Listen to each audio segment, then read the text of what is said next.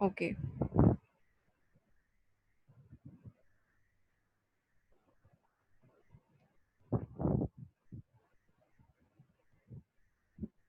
अच्छा जी, उस दिन हमने कहाँ तक पढ़ा था?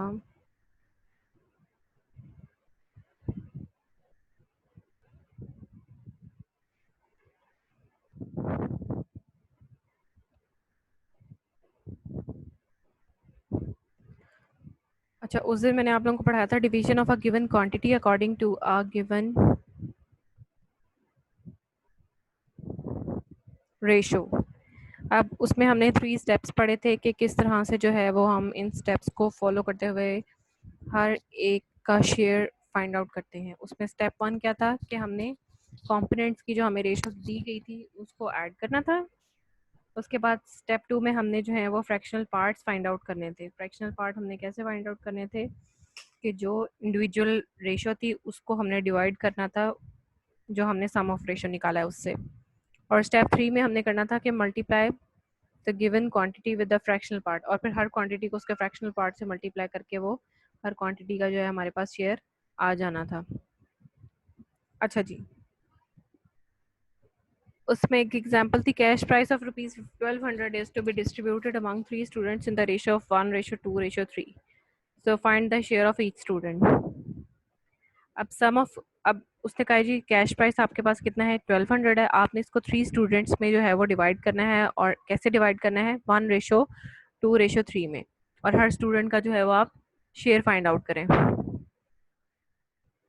सम of components of given ratio क्या आ जाएगा हमारे पास, 1 + 2 + 3। इनके रेशियोज क्या थी, 1:2:3। इन तीनों को जब हमने ऐड किया तो हमारे पास आंसर क्या आया, 6। उसके बाद fractional part of first student का फ्रैक्शनल पार्ट कैसे फाइंड करेंगे, 1 को डिवाइड कर देंगे हम 6 के साथ।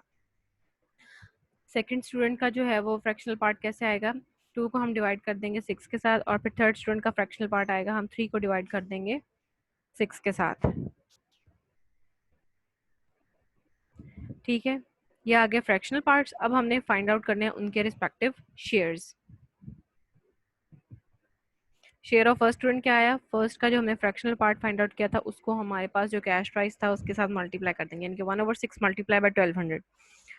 तो 6 1 ज़ा 6, 6 2 ज़ा 12, यानी कि 200 हमारे पास जो है वो आ गया फर्स्ट स्टूडेंट का शेयर।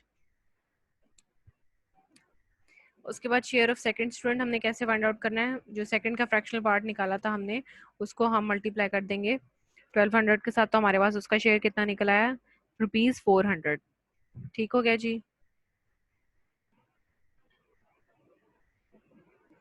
और जो थर्ड स्टूडेंट का शेयर है वो कैसे आएगा, जो थर्ड का हमने फ्रैक्शनल पार्ट निकाला था उसको हम मल्टीप्लाई कर देंगे कैश प्राइस के साथ, यानी कि 3/6 मल्टीप्लाई बाय 1200, हमारा आंसर आ गया जी 600। यानी कि हमने इंडिविजुअल शेयर्स फाइंड आउट कर लिए 3 स्टेप्स को फॉलो करते हुए। अच्छा जी, उसके बाद the weight of mangoes, next example वो हमें दे रहा है, the weight of mangoes sold by 3 hawkers are in the ratio 3:4:5. The least amount sold by one of them is 105 kg. What is the amount of mangoes sold by each of the other 2 hawkers? अब कह रहे कि 3 hawker है हमारे पास, ठीक है, जो कि मैंगोज सोल्ड कर रहे थे।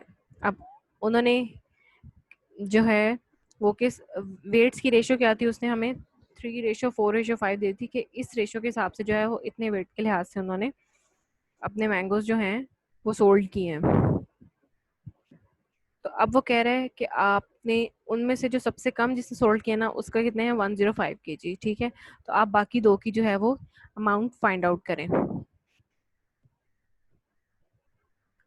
सबसे पहला step, sum of the components of given ratio, यानी कि 3:4:5 थी, तो 3 + 4 + 5 क्या आ गई, 12।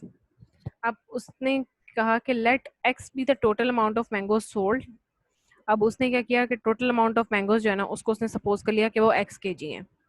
ठीक है, और तो फिर लीस्ट के हिसाब से क्या आ जाएगा, यानी कि उसने fractional part 3/12 multiply by x is equal to 105 कर दिया। इधर से x की वैल्यू निकालें।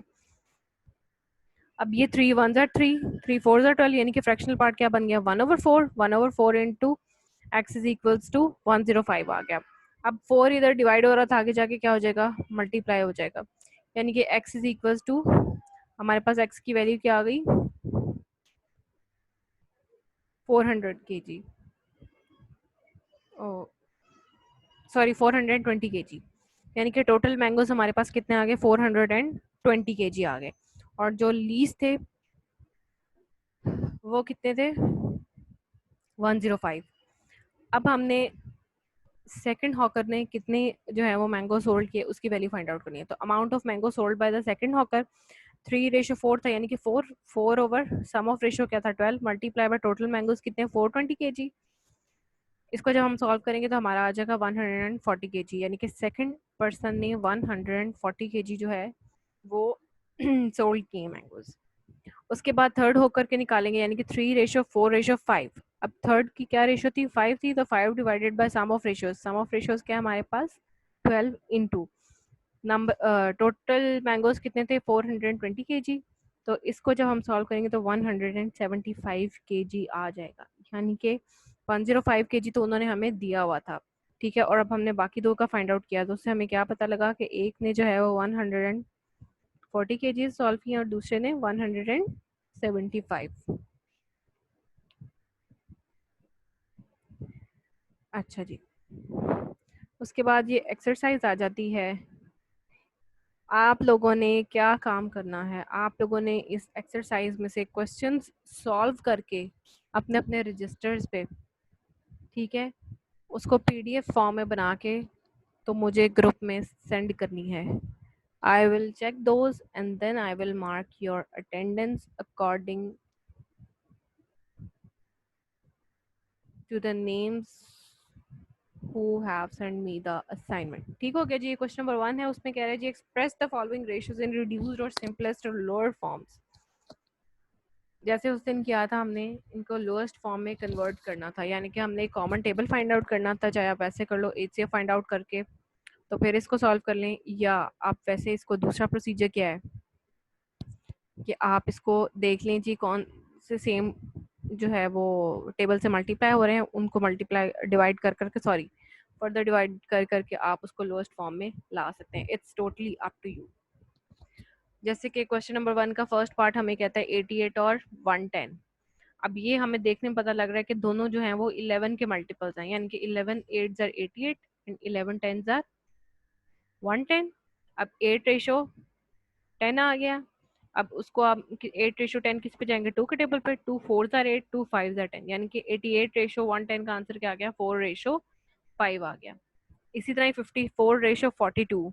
अब ये जो है वो 2 के टेबल से बेशक आप कर लें इसको, ठीक है, या कोई ऐसा टेबल आप देख लें जिसपे ये दोनों इकट्ठे जा रहे हो। अब ये आ गया 1/10:10। अब इसको जो है वो हमने ऐसे किया था कि हमने इसके डिनोमिनेटर सेम किए थे, डिनोमिनेटर सेम करके फिर इसको सिंप्लीफाई करना है।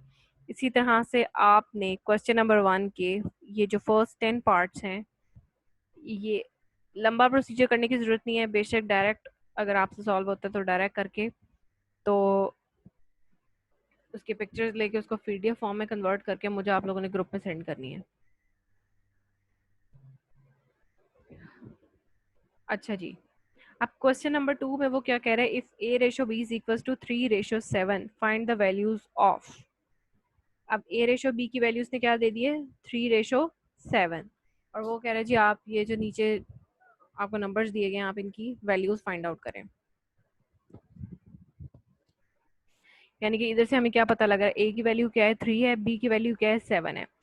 This is the simplest question. a की जगह आप 3 पुट करें, b की जगह आप 7 पुट करें और उसको सिंप्लीफाई करके आपके आंसर आ जाएंगे। ठीक हो गया। उसके बाद क्वेश्चन नंबर 3, क्वेश्चन नंबर 3 में वो कह रहा है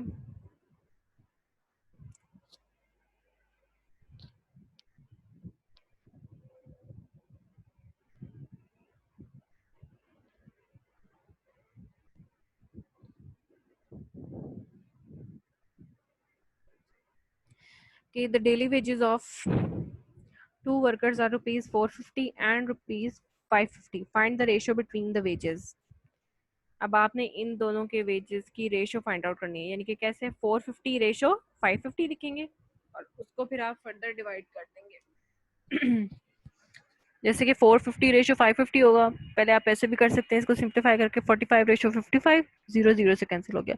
फिर देख लें 45 और 55 इकट्ठे किस टेबल पे जाते हैं, 5 पे जाते हैं, यानी कि 5 9 are 45 एंड 5 11 are 55। तो आपका आंसर इसका क्या आ जाएगा, 9 रेशो 11 आ जाएगा, यानी कि फर्दर अब ये किसी और टेबल पर डिवाइड नहीं होते। तो ये बहुत ईजी क्वेश्चन है, सिंपल है, आपसे हो जाएंगे।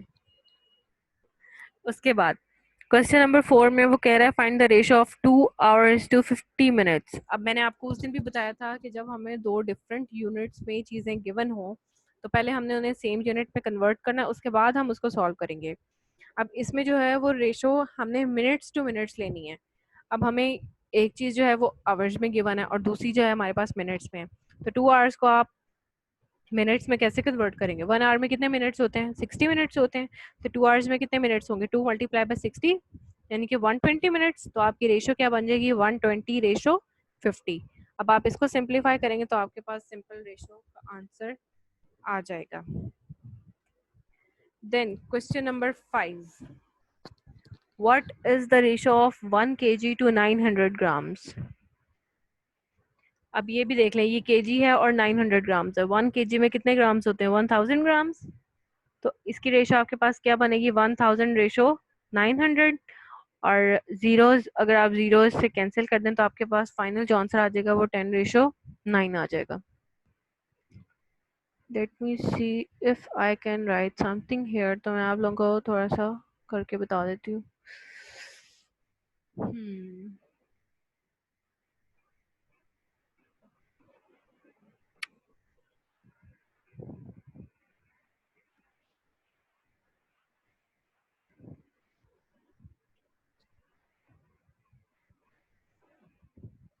अच्छा,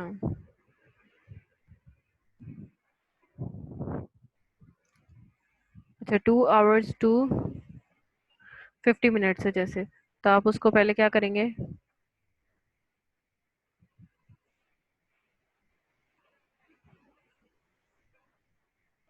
2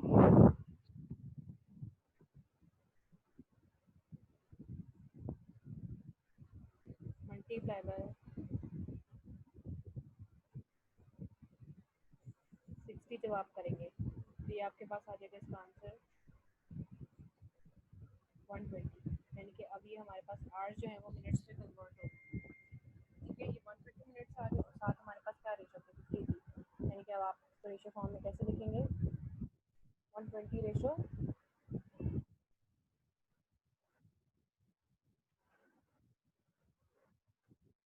50, ठीक है। अब आप इसको सिंप्लीफाई कर लें, ये जीरो जीरो से कैंसिल, तो आपका आंसर क्या आ जाएगा, 12 रेशो 5।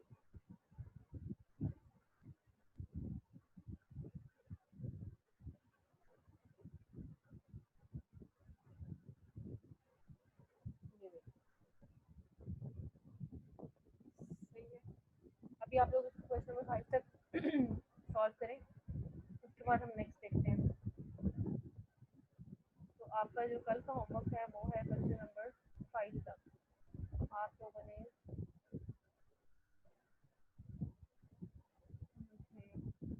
ये सॉल्व करके भेजने हैं।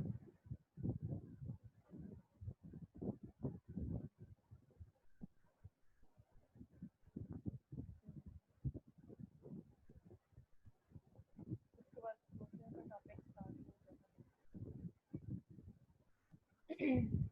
चलिए ये क्वेश्चन डेली के हम थोड़े थोड़े सॉल्व करते रहेंगे। उसके बाद जो है जब ये एक्सरसाइज खत्म हो जाएगी तो नेक्स्ट एक्सरसाइज कंटिन्यू करेंगे। उससे पहले थोड़ा सा अगला जो है वो हम पढ़ लेते हैं, डिस्कस कर लेते हैं नेक्स्ट चीज़। अच्छा जी,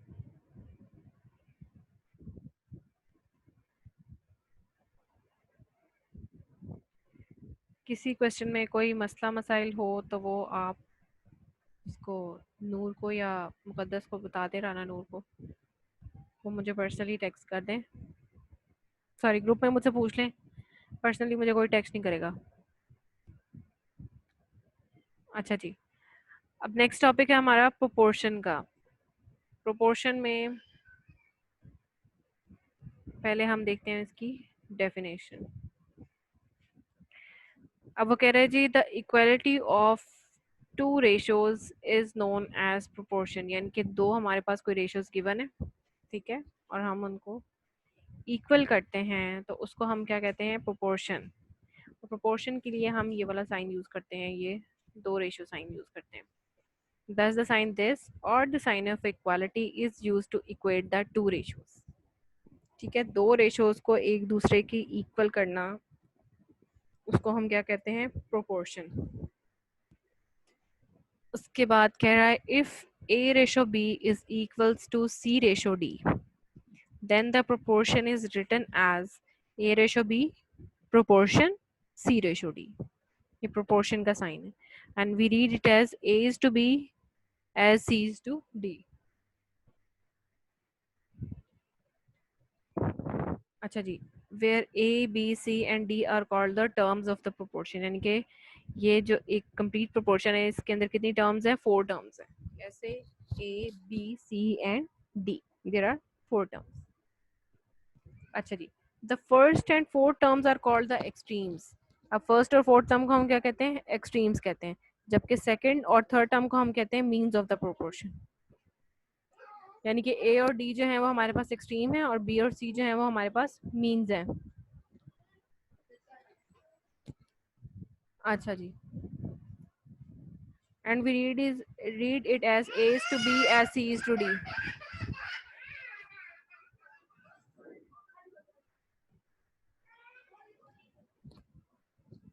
a b c and d are called the terms of proportion, the first and fourth terms are called extremes while the second and third terms are called the means। It can be proved that the product of means is equals to the product of extremes in a given proportion। वो कह रहे हैं कि आपको कोई proportion दी गई है, ठीक है, तो उसमें हम ये प्रूव कर सकते हैं कि जो उसके एक्सट्रीम्स का जो प्रोडक्ट है वो इक्वल होगा उसके मीन्स के प्रोडक्ट के, यानी कि ए और डी का जो प्रोडक्ट है वो किसके इक्वल होगा, बी और सी के प्रोडक्ट के इक्वल।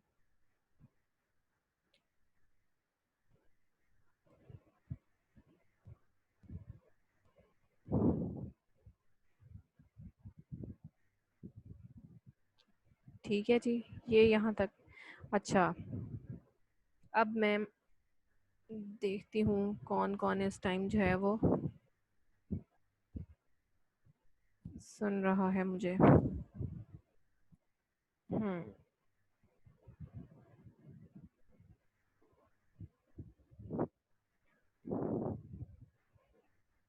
फिर आगे हम मज़ीद कंटिन्यू करते हैं।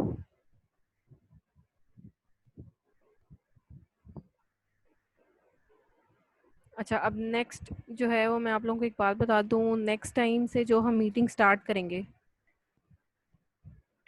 फॉर एग्जांपल अगर मैंने आपको 1:30 का टाइम दिया है तो 1:30 पे सब होने चाहिए, उसके बाद मैंने मीटिंग लॉक कर देनी है, उसके बाद कोई जो है वो ज्वाइन नहीं कर सकेगा, इस तरह बार बार डिस्टर्बेंस होती है। अच्छा, अब मैं नेम्स बोलती हूँ, आप लोग जो हैं वो अपने हैंड्स रेज करें उस हिसाब से, जिस हिसाब से मैं नेम बोलूँगी।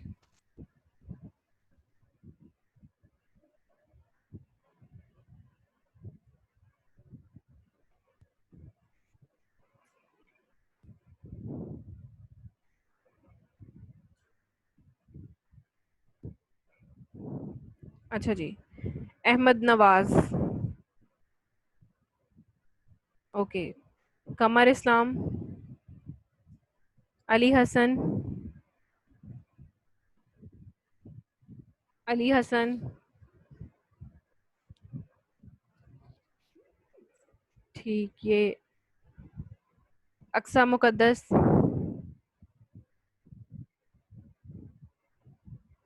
अतिया, अवैस खान, फातिमा जावेद,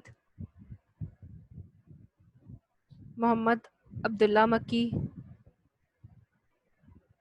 मायदा साजिद, मोहसिन वड़ाइच, मोहम्मद अनस, मुमताज़ अनवर, मुनीम भुट्टा,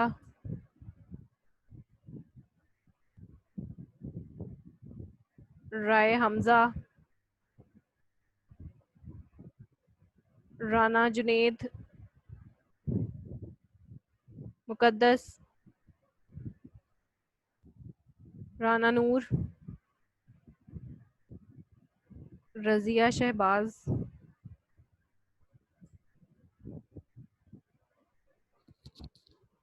रजिया शहबाज नहीं है यहाँ पे। सहरिश इकबाल,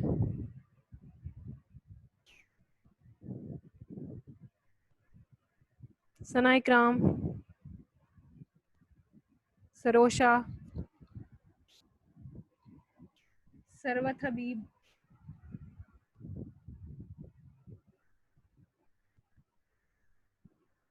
शुएब रशीद, सिबगा जाहिद, सिमरा शुएब, सुबहान रियाज,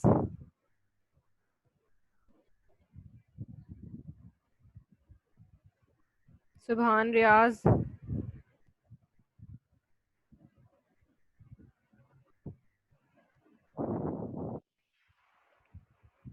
नहीं यहाँ पे। सुहेब हफीज, तहरीम जाहिद।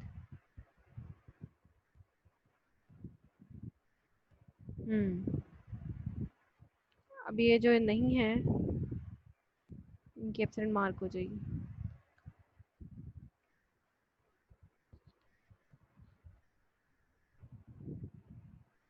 अच्छा, अभी तक जो पढ़ा है उसमें से अगर किसी ने कोई क्वेश्चन करना है तो मैं आप लोगों को अनम्यूट कर रही हूँ, आप लोग पूछ सकते हैं one by one,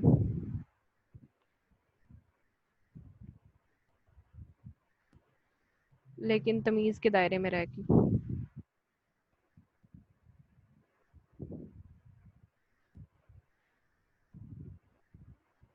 Okay, so anybody wants to ask any question, you can ask now.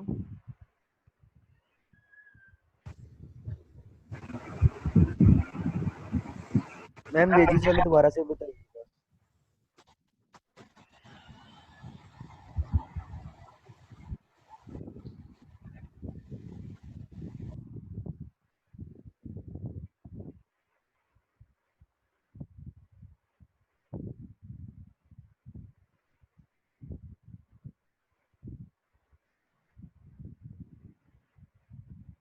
किसी ने कोई क्वेश्चन नहीं पूछा, इसका मतलब सबको बहुत अच्छे से समझ आ रहा है।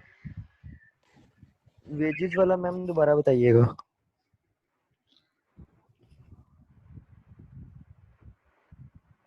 Example number 4।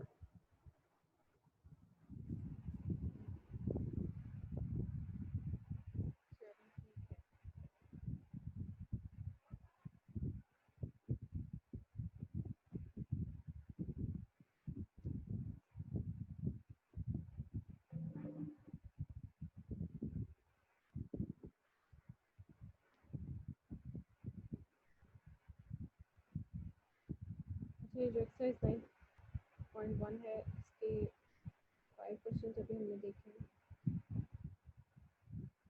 तो इसके क्वेश्चन नंबर 1 में से और भी कोई पार्ट देखें। अच्छा, जैसे ये इसका क्वेश्चन नंबर 1 का पार्ट 8 है, इसमें 0.45 रेशियो 1.5 है। अब पहले हम क्या करेंगे, इसके डेसिमल को ख़त्म करेंगे, डेसिमल रिमूव करेंगे, उसके बाद अगर इसके डिनोमिनेटर डिफरेंट हुए तो पहले हम डिनोमिनेटर सेम करेंगे, फिर जो है वो हम सिंप्लीफाई करेंगे। डेसिमल ख़त्म करने का तरीका आप लोगों को पहले भी बताया था कि डेसिमल की जगह 1 और डेसिमल के बाद जितने भी जो हैं वो नंबर्स होते हैं उतने ज़ीरोज़ आ जाते हैं। जैसे 0.45 है तो ये फ्रैक्शन फॉर्म में कैसे होगा, 45/100। इस तरह ही 1.5 जो है वो 15/10। अब एक साइड पे 100 है, एक साइड पे 10 है। अब हमने दोनों को जो है वो डिनोमिनेटर्स को सेम करना है। तो डिनोमिनेटर सेम करने के लिए मैंने आपको ये तरीका बताया था, एलसीएम ले लेंगे 10 और 100 का, और फिर हम दोनों साइड्स को उससे मल्टीप्लाई कर देंगे और फिर उसके बाद उसको सिंप्लीफाई करेंगे। इस तरह ही आप ये 10th वाला पार्ट देखिए, इसमें 3/8 है, रेशो 15/24 है, रेशो 18/16 है। अब इसके डिनोमिनेटर्स क्या है, 8:24:16। तीनों का पहले एलसीएम निकालेंगे, वो जो लैडर मेथड है उससे हम इसका एलसीएम निकालेंगे। उसके बाद जो हमारा एलसीएम आएगा उससे हम तीनों फ्रैक्शंस को मल्टीप्लाई कर देंगे, जिसकी वजह से हमारे डिनोमिनेटर्स सेम हो जाएंगे। इसमें अगर आप ये फोर्थ पार्ट देखें तो 60:180 है। अब इसमें क्या होगा, बेशक आप ऐसे कर दें, ये जीरोस को पहले ओमिट कर दें तो 6:18 आ जाएगा। और 6:18 आपके पास किस टेबल में जाएगा, 3 के टेबल में कर लें, 2 के टेबल में कर लें,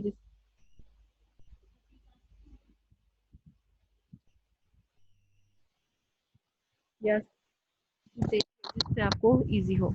उसके बाद सेवन्थ पार्ट देखें, 1/9:5/36 है। अभी ये एक 9 है और एक ये क्या है, 36 है।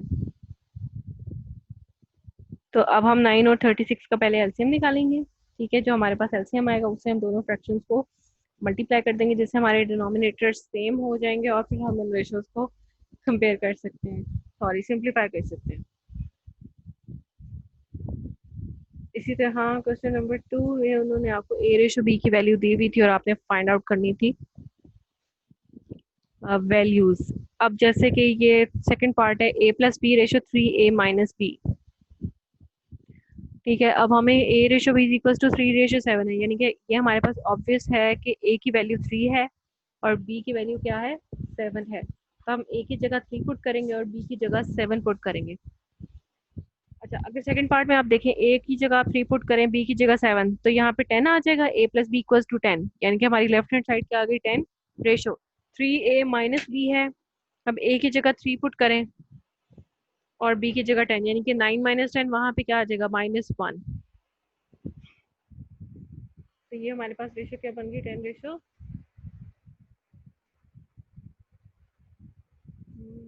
सॉरी -1 कह रही हूँ, 9 - 7 2, तो ये हमारे पास 10:2 बन गई और हमारा आंसर क्या आ जाएगा, 5:1 इसका।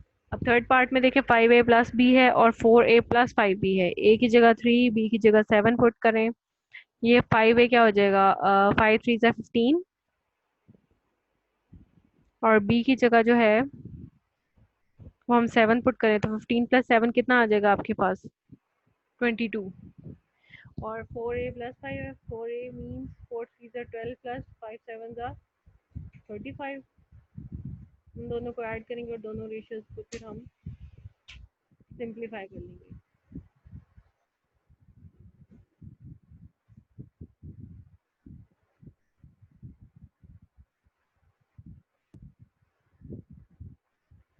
अच्छा, ये हमारे पास हो गए क्वेश्चन। कल जो है हम फर्दर कंटिन्यू करेंगे आगे से। अभी तक जितना पढ़ा दैट वाज मच इजी। मुझे आज आप लोगों की असाइनमेंट्स हाल हाल में चाहिए व्हाट्सएप ग्रुप में, ठीक है। और ये बाकी क्वेश्चंस हम साथ साथ देखते जाएंगे जब हम आगे बढ़ेंगे।